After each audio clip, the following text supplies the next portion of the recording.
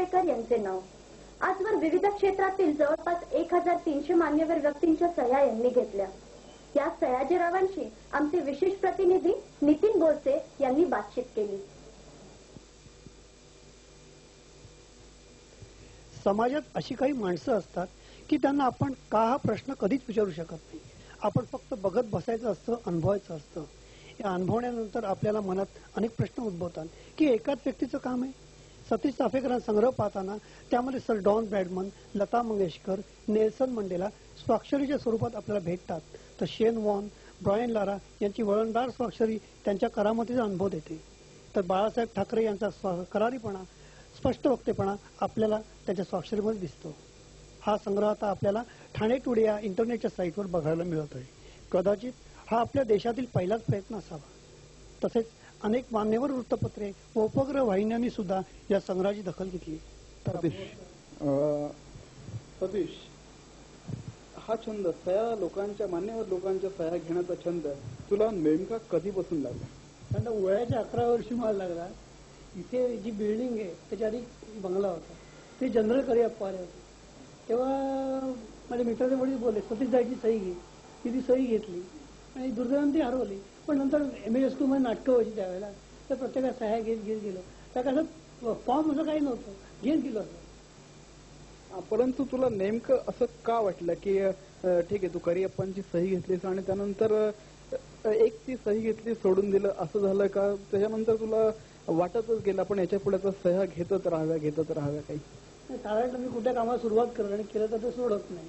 तुझं पुरं करत आलं म्हणजे आता हे एंडलेस आहे, पुरं करत आलेलं आहे, ते पुरं होत आहे. आतापर्यंत तू जवळपास 1300 जणांच्या सह्या घेतल्या आहेत, बरोबर? ह्या 1300 जणांपैकी काही लोकांपर्यंत पोहोचायला तुला खूपच श्रम पडले असतील. कारण नील आर्मस्ट्रॉंग पण मला पोहोचायला खूप श्रम पडले. पण मित्राच्या ओळखीने एकदा मला त्या कॉन्फरन्स जाता आलं. मी त्या हॉटेलच्या कॅन्टीनमधनं गेलो आणि नील आर्मस्ट्रॉंग तिथे भाषण करत होता. त्याच्या बाजूला म्हणजे लेफ्ट साईड उभा राहिलो मी आणि सगळं मला ते बघायला मिळालं तिथे. आणि नील आर्मस्ट्रॉंग नेमका मी ज्या खुर्चीवर बसलो होतो त्या बाजूच्या खुर्चीवरून बसलो. ह्या ज्या सगळ्या मान्यवरांना तू आत्तापर्यंत भेटला, तिथे आम्ही फोटो पाहतोय. सचिन तेंडुलकरचा फोटो आहे, त्यानंतर सुनील गावस्कर, लता मंगेशकर, प्राण, पु ल देशपांडे, अगदी म्हणजे सगळे साहित्य, सामाजिक, कला अशा प्रकारच्या सगळ्या प्रांतातल्या लोकांच्या तू इथे सह्या घेतल्या आहेत. तर ह्या सगळ्या सह्या घेताना या सगळ्या मान्यवर लोकांना भेटायचा तुला एक चान्स मिळतो, तर त्याबद्दल आम्हाला काहीतरी सांग ना. चान्स म्हणजे काय? संधी एक काही संधी मिळते की यांच्या जवळ जाता येतं, सह्याच्या निमित्ताने जाऊन शब्द बोलता येतं. की आपण त्यांना टीव्हीवर बघतो, वृत्तपत्रावर वाचतो, समोर प्रत्यक्ष बघायला मिळणं, त्यांना ऐकणं आणि त्याच्यामध्ये आपल्याला अनेक गोष्टी मिळतात. हे महत्वाचं. आपली एक लाईफस्टाईल स्वतःची वेगळी बनते, हे महत्वाचं. अनुभव म्हणजे पहिली गोष्ट बोल्डनेस येतो आणि कॉन्फिडन्स येतो की आपल्या ही आपण गेलो नाही दिली तर काय, दोन पर्याय, एक तर देणार नाही, एक तर देईल, बस. कॉन्फिडन्स येतो, आपले डिसिजन स्वतः घेतो आपण, हे महत्वाचं. कधी आतापर्यंत असं एखादी सही किंवा एखादी काही लोकांनी तुला काही संग्रहाय वस्तू सुद्धा त्यांच्या संग्रहातल्या दिल्या आहेत, तर त्याचा काही एखादा अनुभव? आत्ता काल संध्याकाळीच घटना आहे. मी डोंबिवलीहून इथेच घेऊन येतो सगळं. तर एक अदावत करून ओळखीचे ते भेटले. आणि तुझा परवा टीव्हीवर कार्यक्रम बघितला, तुला मला काय द्यायचं, तू माझ्या घरी आलं पाहिजे. म्हटलं चला. आणि तुम्हाला खोटं वाटेल, घरी गेलं त्यांनी मला की विलायत खान, नंतर अहमदजान थिरकवा या सगळ्याच अक्षर मला त्यांनी दिल्या. काय अक्षर खूप मोठा ठेवा माझ्या हाती लागला तो. आणि तू मगाशी बोलताना सांगत होतास तुला अशोक कुमारने अक्षरशः तो बेडवर झोपलेला असताना तुला गणपतीची सुपारीतली लोकांना ऐकायला ते. अशोक कुमारकडे गेलो, मला मुलगा बरोबर होता, त्यांना ऑक्सिजन लावलेला होता. तर माझे भाटल्याकडे मित्र त्यांच्यावर मी गेलो होतो.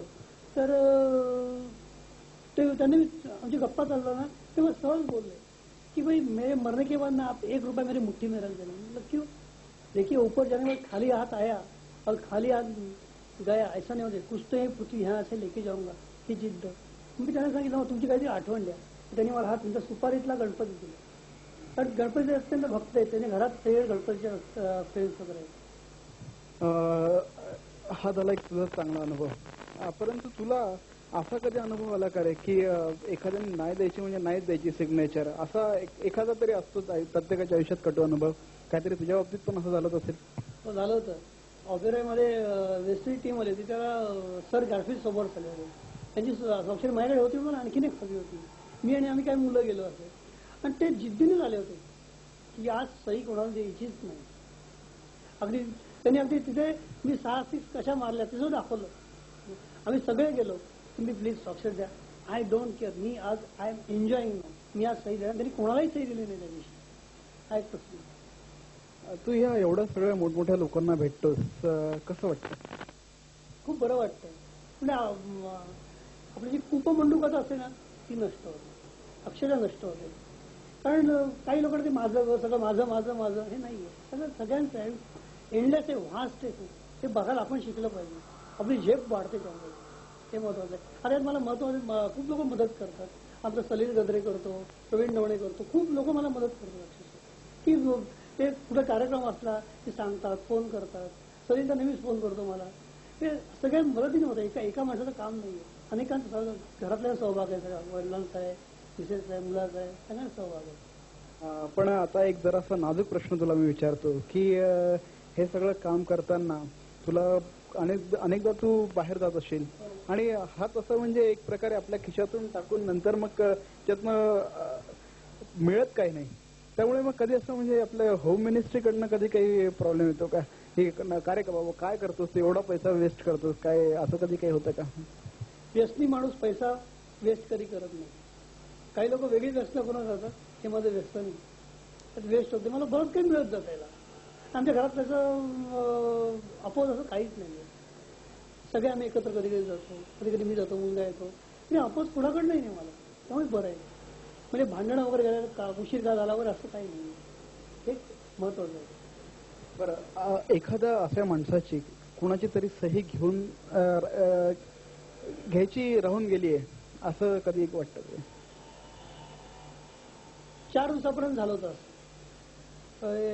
मुंबई साहित्य संमेलन होतं आणि श्रीरामचंद्रची आणि ती मला ते बोलले मी आत्ता देतो, मग देतो थोडा वेळाने. आणि तो मग आलाच नाही, कारण ते 8-10 दिवस वाढले. आणि तुम्हाला कळतं 8 दिवसापूर्वी आमच्यातल्या एका बाईंनी त्यांची ऑटोग्राफ मला आणून दिली की तुमची राहिलेली ऑटोग्राफ तुम्हाला मिळेल. त्याच काळ मला खूप ऑटोग्राफ मिळाला. ते वाढत राहतं. आपल्या तुकाराम सुरे ठाण्याचे, त्यांनी मला रिक्षा काढली, त्यांची दिली, त्याच्या बंधूंची दिली. हे सगळेजण मला मदत करतात.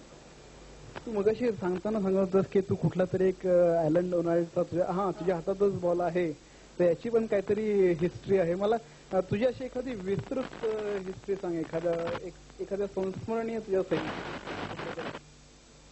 सर डॉन ब्रॅडमन, त्याला मी दैवत बांधलो. तर त्याच्या एक परफेक्शन माणूस नाही की त्यांना जवळ 15 ते 20 मी पत्र लिहिली, मला उत्तरच नाही. मग सुनील गावस्करांना थोडा त्रास दिला की मग काय करू मी, एवढी 20 पत्र पाठवली.